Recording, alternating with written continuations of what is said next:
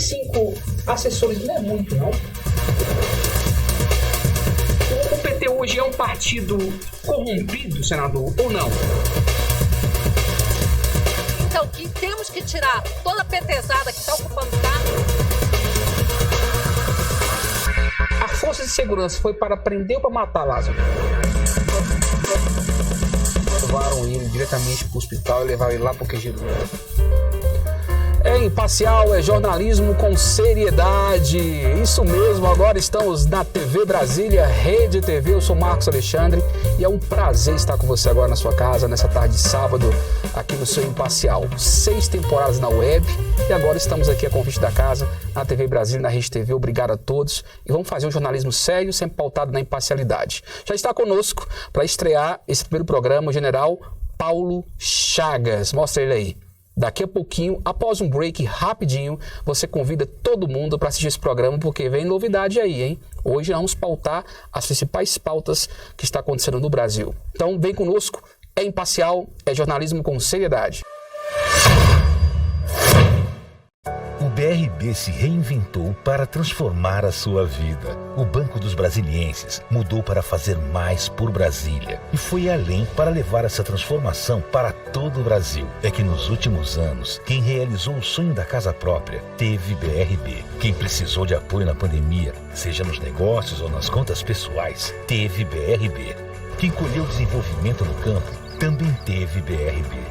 Quem precisou de ajuda para superar momentos difíceis e ter um futuro melhor, contou com o BRB. Quem é fã dos esportes, quem vive a cultura, quem aproveita o lazer, todos têm BRB. É o banco que fez pela mobilidade, pelos espaços públicos, pela saúde e pela cidadania. Um banco que se modernizou para ser de todos e ao mesmo tempo, só seu. Viva essa transformação. Sua vida tem BRB.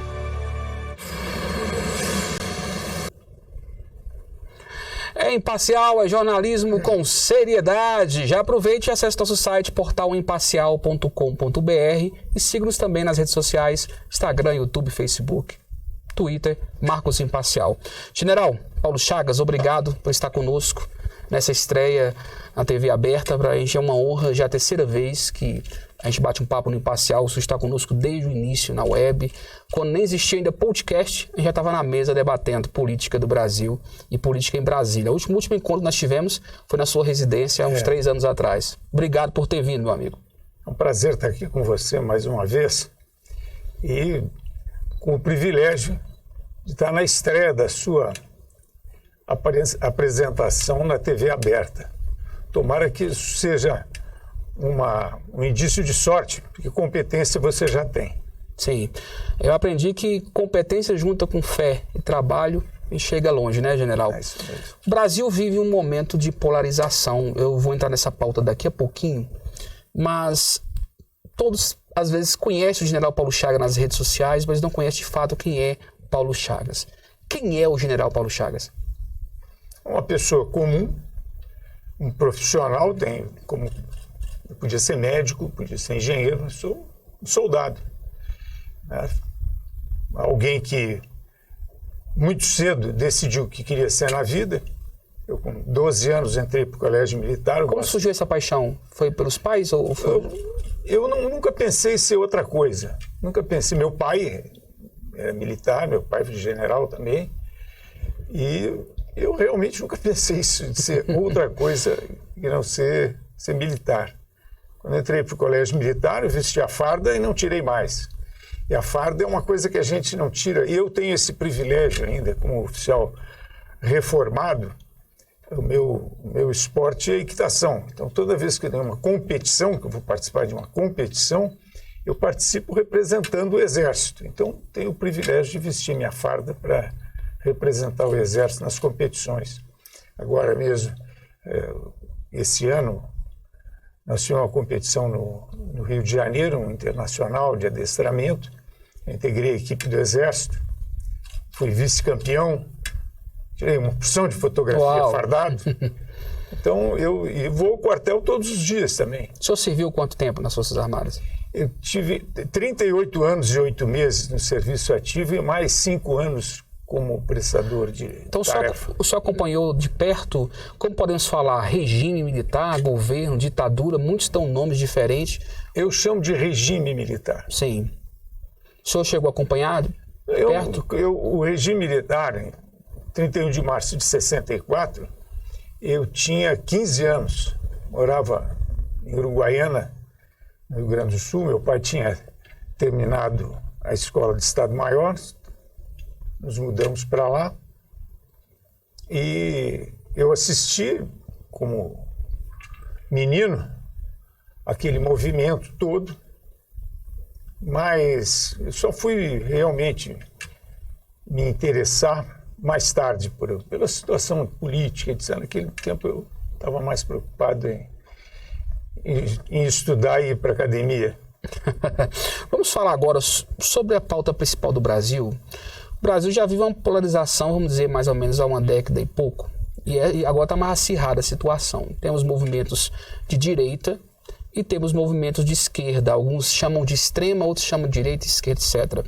Fato é que, para mim, na opinião particular, o Brasil nunca teve uma esquerda transparente, de fato, nem uma direita. Tem algumas coisas ali, mas agora com esse movimento bolsonarista, na qual o senhor fez parte no início, e depois o senhor teve críticas muito duras ao governo Bolsonaro, inclusive umas agora em relação ao 7 de setembro, na sua entrevista ao portal UOL.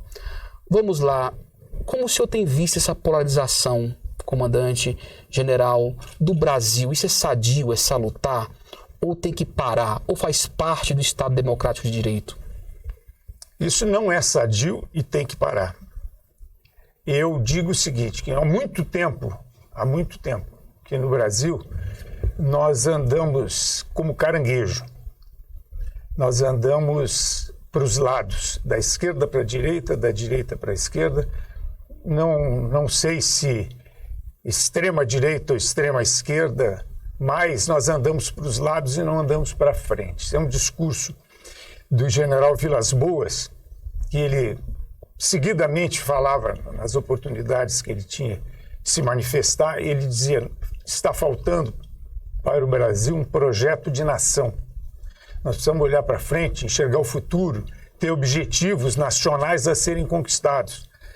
E nós aqui no Brasil, politicamente, estamos mais preocupados com o poder, com a tomada do poder, de estar no poder, do que produzir para o país, andar para frente.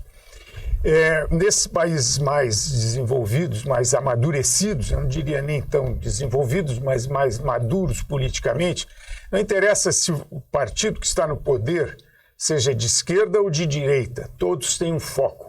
E o foco é idêntico, então todos querem a mesma coisa para o país. Só que uns querem alcançar esse objetivo um pouco à direita, por uma via de acesso à direita, e outros por uma via de acesso mais à esquerda. Mas todos muito próximos do centro.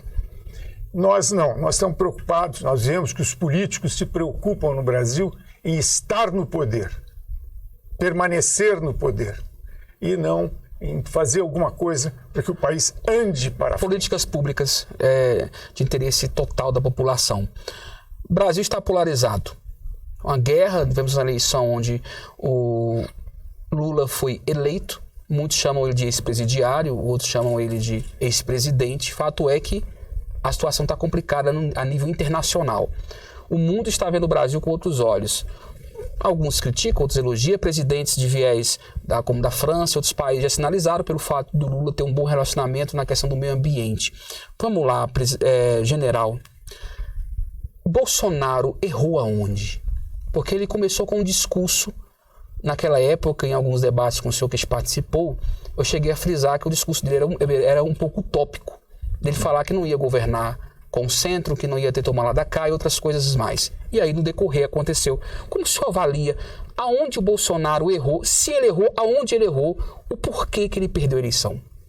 Bom, primeiro que eu não considero as propostas que ele tinha para mudar a maneira de fazer política não era utópica. Podia ser alguma coisa difícil de conquistar, podia ser alguma coisa que nós não tínhamos visto ainda no Brasil, mas é uma coisa perfeitamente alcançável.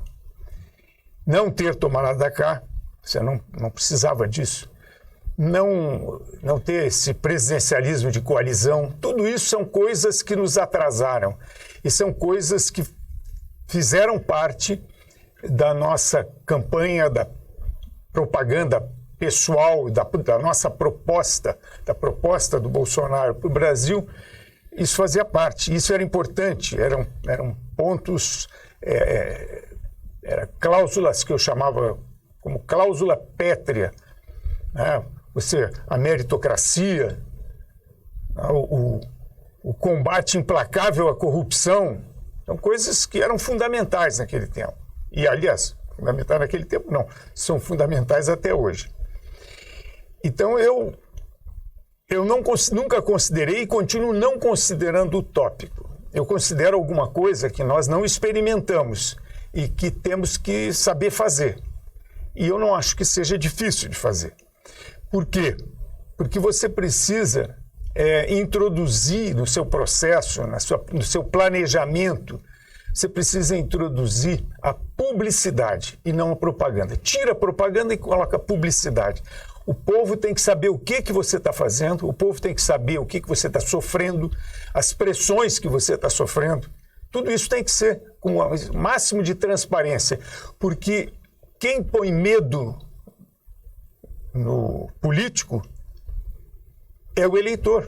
Então, se você mantiver o eleitor informado do que está se passando, de quem é quem na sua volta, aqueles que você tem que enfrentar, os obstáculos que você tem que enfrentar, o eleitor está sabendo.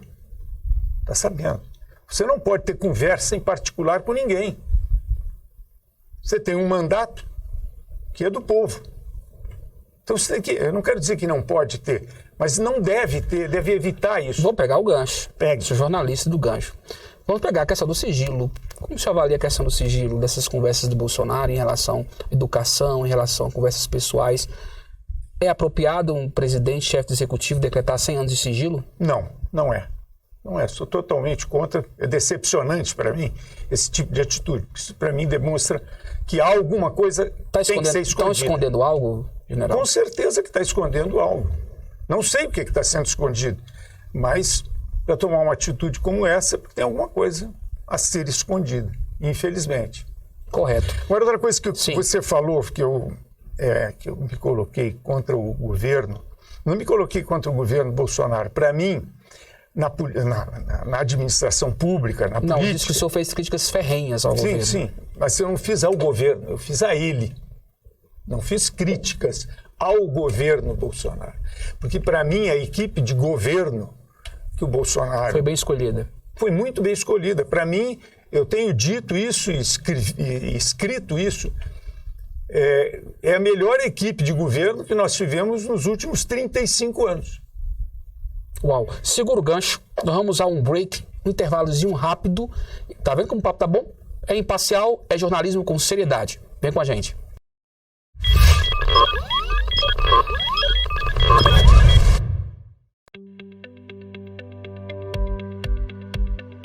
Pedido muito antigo da população aqui de Braslândia. O terminal aqui é muito precário, então nós preparamos um projeto bastante moderno que vai atender a população de Braslândia da melhor maneira possível. A licitação já foi feita e as obras já vão ser iniciadas. A gente vê que essa estrutura é muito antiga, então precisa de trocar vários dispositivos. O telhado, por exemplo, vai ser todo ele trocado, o revestimento das paredes aqui do comércio, uma nova pintura, os banheiros, troca de todo o revestimento, troca de louça. Está estimando aí em torno de 1,5 milhão essa obra. Atender a comunidade, né? Essa é a principal importância. É uma área que tem aproximadamente mais de 40 anos, que não sofre uma reforma profunda, e o objetivo é exatamente trazer modernidade para o local, fazer com que haja conforto para os moradores e usuários do transporte público, né? Isso é muito bom, tanto vai ser bom para nós como para o usuário, né? Pode melhorar o comércio, né? Aí vai ficar maravilhoso, né? Quer dizer, a população toda de Braslândia vai gostar demais, né? 435 é uma região onde tem inúmeras pessoas que ali residem na área rural e nós estamos trabalhando exatamente para poder dar a melhor condição, colocando terminais de ônibus ali que não existiam, são 7 paradas de ônibus que estão sendo colocadas e o DER está trabalhando lá já desde o início da semana para que a gente possa ter toda uma pavimentação na 435 beneficiando toda uma população que precisa muito do auxílio do governo. Aqui na nossa região tem muitos produtores de folhagem, de morango, então vai escoar bastante, vai melhorar muito a produção que abastece 80% do DF.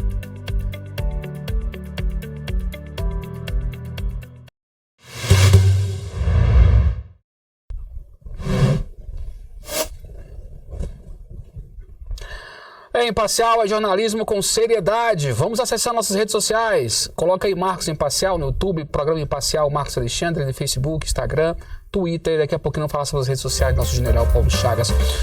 General, vamos falar um pouquinho agora sobre as manifestações do Brasil. Tem imagens aí das manifestações no Brasil. Em todo o território nacional, manifestações de final de semana. Ainda ocorrem alguns setores. Essas manifestações estão sendo articuladas ou elas são manifestações orgânicas e voluntárias, general? Bom, pela minha percepção, elas são, exceto a manifestação dos caminhoneiros, lógico que você não faz uma mobilização de caminhoneiros assim, espontaneamente, né? Então aquilo é planejado, muito bem planejado, diga-se de passagem.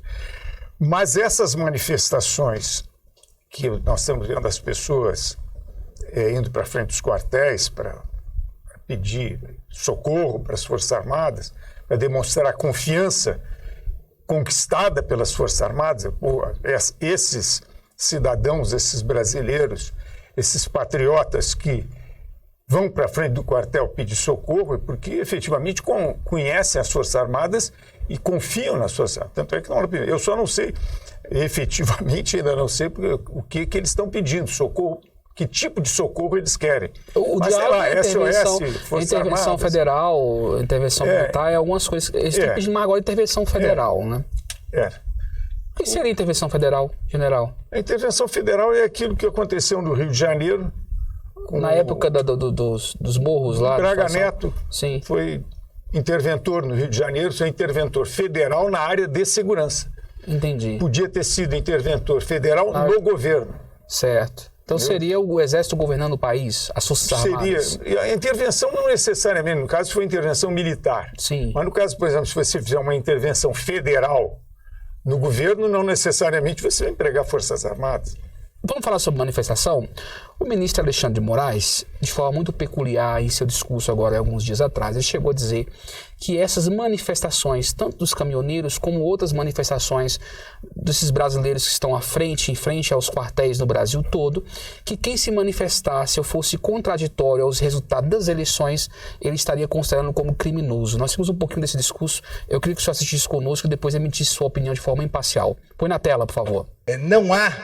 Não há como se contestar um resultado democraticamente divulgado com movimentos ilícitos, com movimentos antidemocráticos, com movimentos criminosos que serão combatidos e os responsáveis apurados e responsabilizados sob a pena da lei. A democracia venceu novamente no Brasil. E quero parabenizar o Tribunal Superior Eleitoral, os tribunais regionais eleitorais, todos os juízes eleitorais, os membros do Ministério Público Eleitoral e, mais do que isso, parabenizar a sociedade, as eleitoras, os eleitores, que em sua maioria massacrante são democratas, acreditam na democracia, acreditam no Estado de Direito, compareceram, votaram em seus candidatos e aceitaram democraticamente o resultado das eleições. Aqueles que criminosamente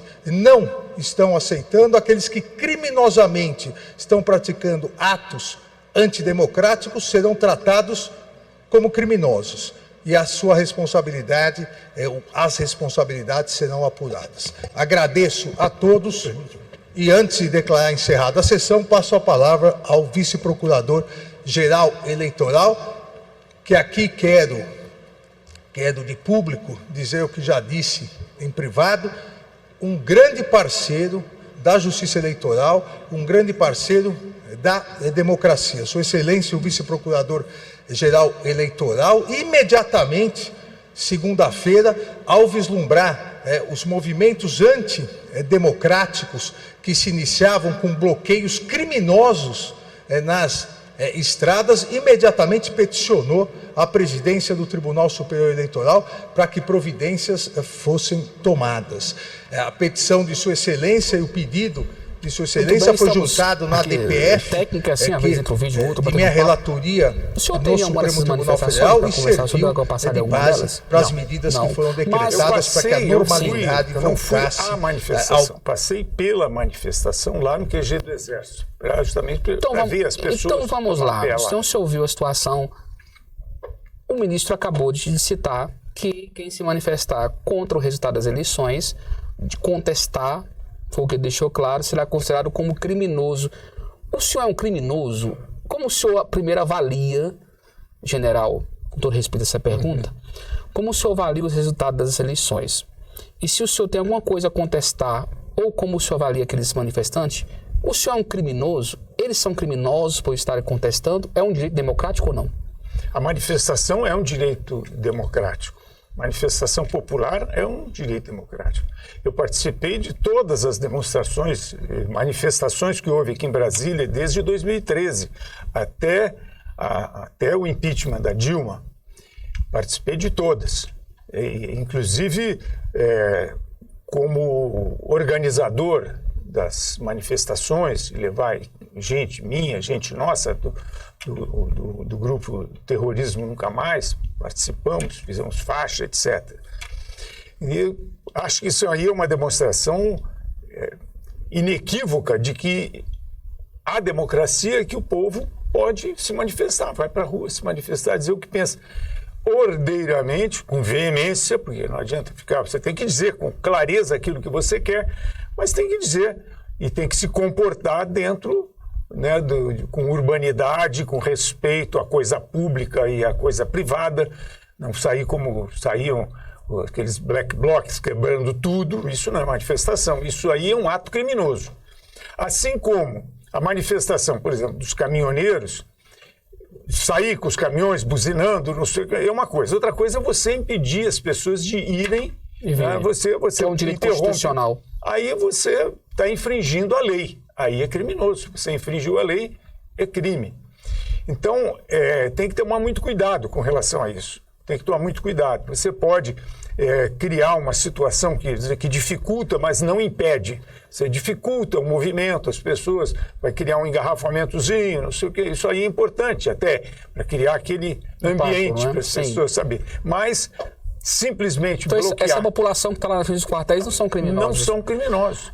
O senhor, em 2019, abril de 2019, o senhor teve uma visita da Polícia Federal em sua residência. Na época, teve suas redes sociais canceladas. Não. O Twitter saiu fora do ar, não foi isso? Não foi? Não tive. Disseram que mas não tiveram. Mas não fizeram. Mas naquela época, não sei se a decisão foi do ministro Alexandre, quem foi? Foi dele também. Então, em 2019, olhando nos seus olhos, general, o ministro Alexandre falou que você estava propagando fake news na época. Eu acho que ainda está em investigação. Se não tiver situação, o senhor nos fale. O senhor é um mentiroso? O senhor é um propagador de fake news ou o ministro Alexandre já está passando os limites constitucionais? Não é só ele que está passando os limites, né? Os ministros da Suprema Corte já ultrapassaram os limites muitas vezes. Bom, eu não sei do que eu fui acusado para ter o privilégio de receber a Polícia Federal na minha casa. Nem a polícia sabia do que eu estava sendo acusado. Estava cumprindo ordens cumprindo ordens. Quando eu fui, depois tive que fazer depoimento lá na polícia e o delegado disse: o senhor não precisa responder nenhuma pergunta, porque nem eu sei do que o senhor está sendo acusado, e eu também até hoje não sei. Eu me imagino que tenha sido por força dos textos que eu escrevo e compartilho no Facebook, no WhatsApp. E uma redação boa, viu? Você tem uma redação muito boa. Muito obrigado. Incisiva. Muito obrigado. Pois dentro desse contexto eu fui passando limite. Eu estou com um exemplar da Constituição, aqui nas minhas mãos, Carta Magna do Brasil.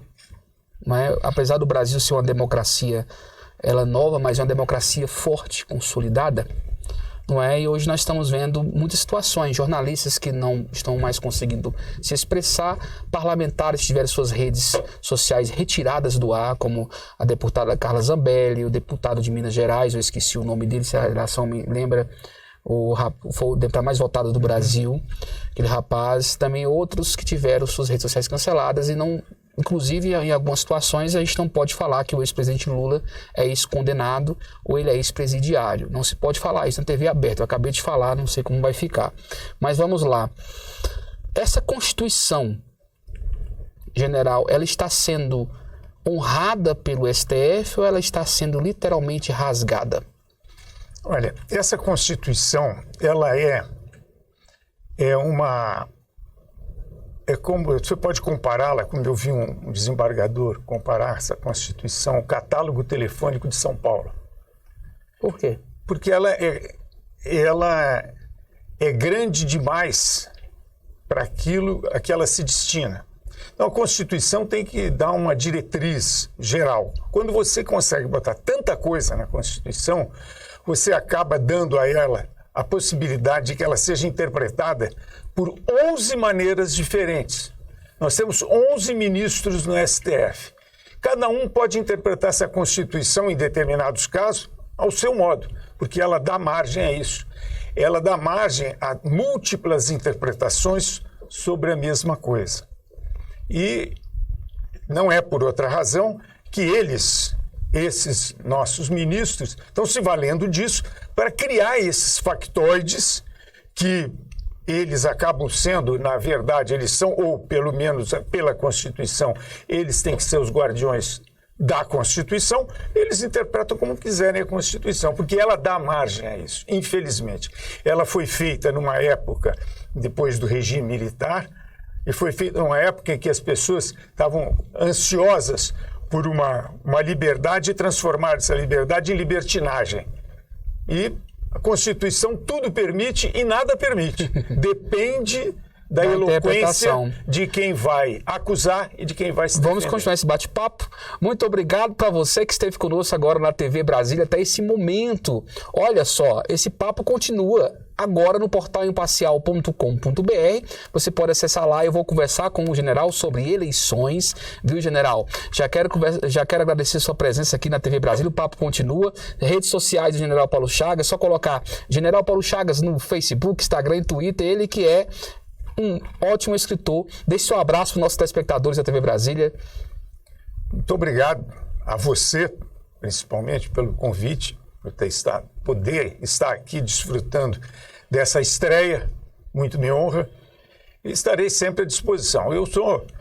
Eu me considero um cidadão brasileiro, um eleitor, um cidadão comum, mas que exerço o meu direito de participar. Bate-bola, jogo rápido, um livro para o senhor. Um livro, pondo na mesa. Um livro, Verdade Sufocada. Uma música. O hino nacional. Uma frase. Brasil acima de tudo e de todos. Uau! Família. A família é a essência de tudo, coisa mais importante. Perfeito. Um abraço para você. Já vai agora, vamos que vamos. Vamos para um break. Logo depois do break você vai para a internet, portalimparcial.com.br. Um abraço e até o próximo sábado aqui na TV Brasília às 14h30. É Imparcial, é jornalismo com seriedade.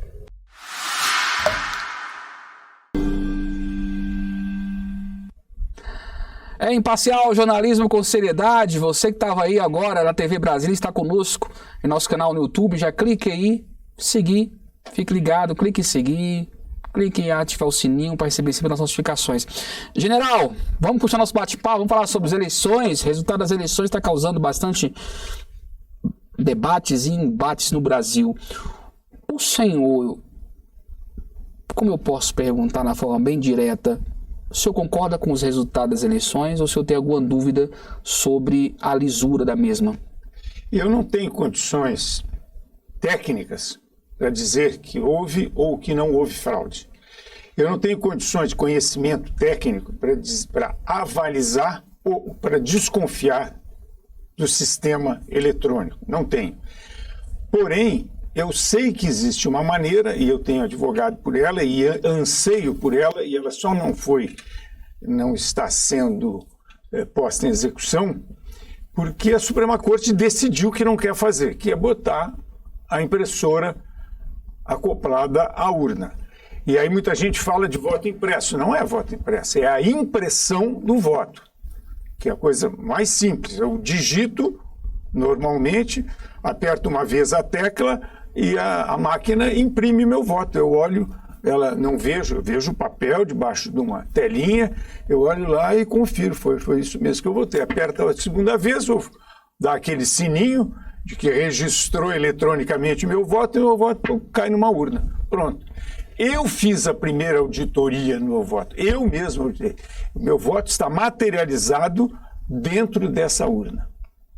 E está registrado dentro desta outra urna, que é eletrônica.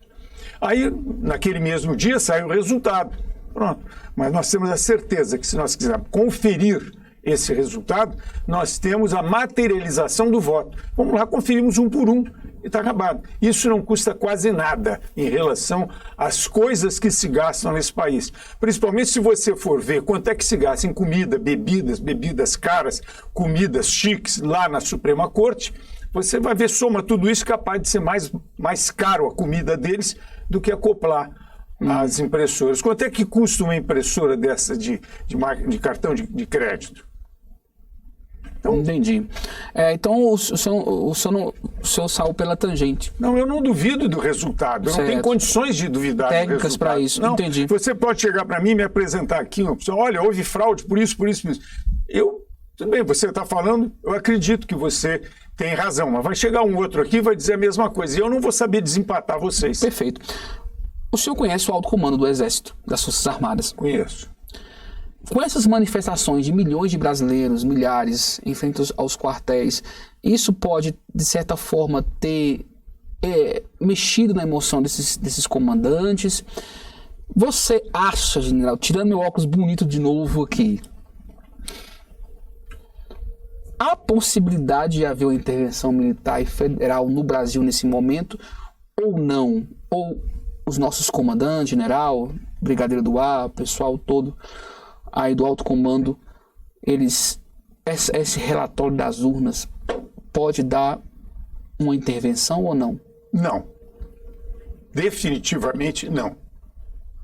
Não há possibilidade de haver isso. Seria a negação de todos os valores de conhecimento que os militares têm, da importância e das responsabilidades que lhes cabem, se traz para uma aventura de golpe militar, intervenção militar. Não está previsto aí. Na Constituição, então seria um golpe. É um golpe. É um golpe. Então, todas as vezes de golpe nenhuma Constituição brasileira, desde a de 1824, previu iniciativa de Forças Armadas. Nenhuma. Todas subordinaram as Forças Armadas ao Poder Executivo. Mas em 64 houve, foi a... Não. Deixa eu concluir que tu vai gostar do que eu vou dizer. Sim. Nenhuma Constituição previu a iniciativa de militares ou das instituições militares intervirem na política. Mas isso nunca foi motivo para que não houvesse. Todas as vezes que os militares acharam que deveriam intervir, eles intervieram independente da Constituição. Vou dar um exemplo. O primeiro grande golpe que nós tivemos foi o golpe da República, há 133 anos atrás. Foi um golpe que nós tínhamos um regime monárquico que funcionava muito bem. Tanto eu gosto de dizer isso porque é uma referência que faz colocar o Brasil daquele tempo numa posição que ele tinha naquele tempo e que você pode relativizar hoje. A Marinha do Brasil, no ano de 1889, era a terceira do mundo. Terceira Marinha de Guerra do mundo. Então, qual é o país que tem a terceira Marinha de Guerra hoje? Então, você vê que foi o golpe da República e que nós estamos há 133 anos tentando fazer esse negócio dar certo. É um desafio. Então não há possibilidade. Então não há possibilidade. Não há possibilidade de haver. Como o senhor avalia aí essa futura gestão do presidente eleito Lula? Com que os olhos o senhor vê? Gente, a gente já viu, nós já vimos o Lula está chegando, é o presidente que mais vezes vai ser presidente. E já foi 2, vai ser pela 3ª vez. Tem algum presidente que foi 3 vezes presidente na nossa história? Não tem. Não tem. Tem, como ele, teve o Fernando Henrique, que foi 2 vezes. Mas para o senhor isso é o quê? Resultado de sucesso ou resultado de populismo? Isso aí é resultado da popularidade dele. Sim. Conquistada por ele. Mas, por exemplo, o que ele vai fazer? Vai fazer a mesma coisa que ele sempre fez. Eles têm o viés socialista, vão aumentar o tamanho do Estado, vão gastar mais do que seria necessário para fazer uma porção de coisas que, em vez de dar a cada um as condições para que cada um faça por si aquilo que pode, depender do Estado, né? Faz o povo ficar cada vez mais dependente do Estado. Então, vai ser isso que vai acontecer. Essa é a proposta dele. É isso o que eles querem fazer. Acabar com a propriedade privada, essas coisas que o socialismo, os males que o socialismo traz. Nós vemos que o Bolsonaro, como o senhor avaliou, para o senhor não foi um discurso utópico. Nós temos um sistema no Brasil da imprensa que ela é um sistema muito forte midiático. Não é? A Globo decidiu eleições em gerações passadas. E o Bolsonaro, a primeira coisa que ele fez quando entrou no governo, quando ele assumiu, foi justamente tentar tirar um pouquinho disso que estava havendo. Muito dinheiro para a mídia, para a grande mídia, e a Globo foi muito prejudicada. Isso é fato. O senhor acha que foi um erro do Bolsonaro e com muita força em relação à grande imprensa, porque isso causou muito... Ele fez um governo, na minha humilde, né, opinião, foi um bom governo, ele tentou fazer um trabalho com seus ministros, errou como todos erraram, mas ele tentou fazer um governo, o PIB cresceu, a inflação diminuiu, a geração de emprego aumentou, houve um grande investimento no combate à pandemia, mas mesmo assim isso não foi muito propagado. Será que não foi uma falha dele não trazer a imprensa para perto, chegar no meio termo e de bater contra a imprensa e também o terceiro setor, que ele deixou um pouquinho isolado? Será que esses 2 pilares não foi o que realmente balançou e fez ele de ser o primeiro presidente depois da democratização a não conseguir ser reeleito? Olha, eu acho que as atitudes... Primeiro, a personalidade dele. Ele tem uma personalidade agressiva. Segundo, em função dessa personalidade, ele tomou atitudes também agressivas e conquistou a má vontade da mídia. Não soube conviver com ela. Também não soube conviver dentro do Congresso, porque chegou um momento que ele teve que se render ao Congresso, um momento que ele teve que ir lá buscar aqueles que ele chamava de ladrão. Eu estava presente o dia que o general Heleno cantou lá, se gritar pega centrão, não fica um, meu irmão. Eu estava presente, eu vi, eu aplaudi. E passado por isso que eu perguntei para o senhor se não era utopia esse discurso, porque nós estamos com mais de 512 congressistas praticamente, não é isso? Então, não é utopia? Não é você vai governar sem um centro? Não, você pode governar com o centro, mas coloca o centro no lugar dele. Você está contratando mercenário? Mercenário, ele é fiel até que alguém pague mais alto que você está pagando para ele. Então você está... Quer dizer, o Centrão vem comigo. Quanto é que custa? O Centrão tem um preço. Nós temos aí o tal do orçamento secreto. O senhor chegou a falar que o orçamento secreto é um novo nome que o Bolsonaro tinha dado, não foi? Na TV do UOL? O senhor chegou a falar. O orçamento secreto é um tipo de mensalão. Foi um novo nome. Sabe, ninguém sabe quem são as pessoas que estão usufruindo daquele orçamento. Então, o orçamento, o senhor chegou a dizer que o orçamento secreto é um novo nomenclatura esse orçamento secreto na mão dos especialistas na corrupção do PT é um prato cheio, né? Sim. Agora o PT, que é corrupto por natureza, chega lá e encontra esse orçamento secreto. É o mensalão que eles queriam. Que antes o mensalão era secreto, mas secreto entre eles. No dia que o Zé Dirceu deixou de pagar ou pagou menos do que prometeu, eles denunciaram. Alguém denunciou. Vamos falar sobre carreira política do senhor. O senhor foi candidato ao governo do Distrito Federal em 2018 e agora o senhor foi candidato a federal, não é? O senhor ainda sonha em pleitear alguns cargos? O senhor ainda acredita no Estado Democrático de Direito, na política e tenta pleitear? E o que o senhor acha? Por que o senhor não foi eleito nessas 2 eleições? Como o senhor faz uma avaliação? Vamos fazer aqui uma reunião, um balancete. Como o senhor faz essa avaliação? Em 2018, eu era um estreante na política. Eu nunca pretendi me candidatar a nada. Eu fui convidado em Estado a fazer isso. Até o próprio o partido não, mas a equipe do Bolsonaro, Bebiano, o Gustavo Bebiano insistiu muito, queria que eu fosse para o PSL, quase que fui para o PSL, eu não fui para o PSL, porque o PSL aqui em Brasília... O senhor foi para o PR, né? Foi PR, não? PRP. BRP, isso.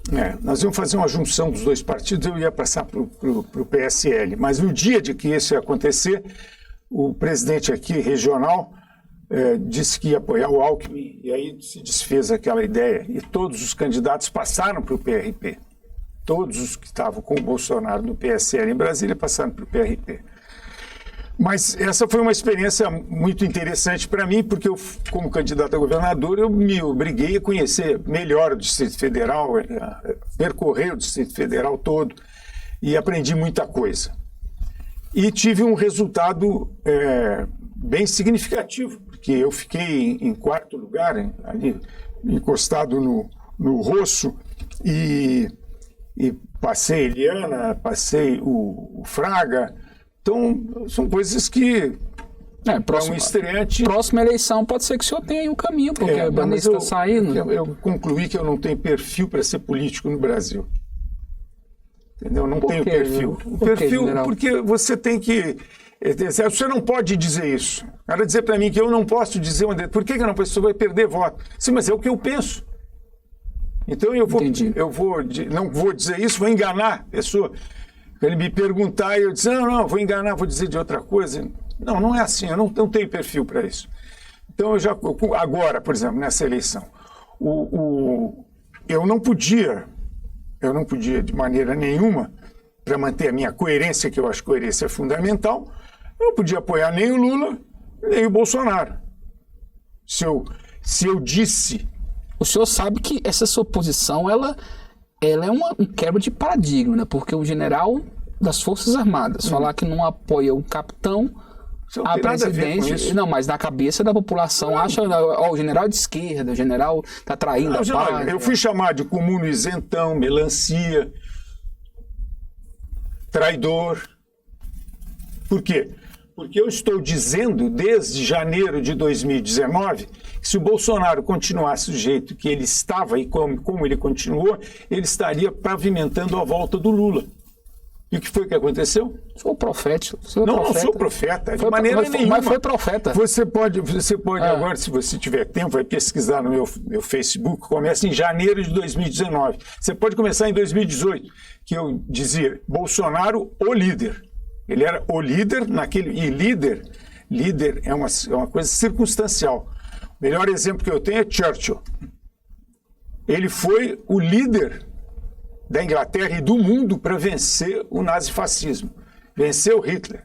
Ele foi o maior líder da guerra. E, terminada a guerra, ele não foi reeleito primeiro-ministro. Uau! Porque a missão dele, como líder, era aquela. A missão do Bolsonaro, como líder, era vencer a eleição e colocar a direita no poder. Depois, ele tinha que ouvir as pessoas certas para se conduzir. Porque se ele continuasse se conduzindo como deputado que ele foi para ganhar as eleições, não servia mais para conduzir o país. Aí, bastou a oposição deixar Bolsonaro ser Bolsonaro. General, nosso tempo está acabando, foi um prazer receber você na nossa estreia. Saiba que essa mesa, ela sempre vai estar aberta para o senhor para te bater um papo, sempre franco, sempre com muito respeito. Câmera 3 ou qual a câmera, Panda, para ele dar um oi? Essa câmera aqui? Essa câmera aqui, ó, a câmera 3 é do senhor. Deixa um abraço para a população, para os nossos internautas, telespectadores que estão ligados no Imparcial. É um prazer ter estado aqui com vocês no Imparcial. A minha mensagem é a mensagem que eu, como cidadão, como irmão brasileiro de todos vocês, é que nós temos que mudar o nosso país. E o nosso país muda se nós mudarmos. Se nós não mudarmos a nossa maneira de pensar, se nós continuarmos seguindo os líderes porque eles são líderes e não porque eles tem uma proposta, se você elege uma pessoa pelo nome dele, você está dando a ele uma carta branca, para ele fazer o que bem entender, que ele foi eleito pelo nome dele. Agora, se você quiser saber quais são as suas propostas, o que você vai fazer lá, e fazer com que ele assuma esse compromisso, você pode cobrar, pode, mais do que pode, é seu dever cobrar. E aí nós vamos mudar o Brasil. Essa é a minha mensagem como cidadão brasileiro, irmão brasileiro de todos que nos estão assistindo. Nós temos que levar a sério a política e não ficar correndo atrás de gênios e salvadores da pátria. Nós temos que pensar que nós somos os salvadores da pátria. Nós escolhemos os nossos líderes, os nossos dirigentes, e temos que cobrar deles aquilo que interessa, que é do interesse do país. Se não for assim, nós vamos ficar marcando passo. Já faz tempo que nós estamos marcando passo. Temos que olhar para frente, ter um projeto de nação e buscar o nosso futuro. Assim que tem que ser, amigos. Um prazer ter estado aqui com vocês. Eu agradeço, General Paulo Chagas, sempre honra estar com o senhor aqui. Você pode seguir o General nas redes sociais. Estou aqui com o Instagram do General, @General Paulo Chagas no Instagram. No Twitter também é General Paulo Chagas, tudo junto. Acompanhe no Twitter, Facebook, também General Paulo Chagas. Fique por dentro, sempre acessível, sempre com textos muito bem redigidos, pautados. Então, sempre fico de olho ali, sempre estou observando e lendo. Então, é um prazer, obrigado por ter vindo, General. E você por estar conosco até agora, nessa estreia. Desculpe as falhas, estamos começando, mas vamos chegar com muita competência e vamos buscar, claro, sempre mais qualidade para você. É Imparcial, é jornalismo com seriedade. Acesse portalimparcial.com.br. Um grande abraço e até a próxima semana. Estaremos juntos. Valeu, tchau, tchau. 85 assessores não é muito, não? O PT hoje é um partido corrompido, senador, ou não? Então, que temos que tirar toda a petezada que está ocupando o cargo. A força de segurança foi para prender ou para matar Lázaro? Levaram ele diretamente para o hospital e levaram ele lá para o QG. 85 assessores não é muito, não? O PT hoje é um partido corrompido, senador, ou não? Então, que temos que tirar toda a petezada que está ocupando o cargo. A força de segurança foi para prender ou para matar Lázaro? Levaram ele diretamente para o hospital e levaram ele lá para o QG.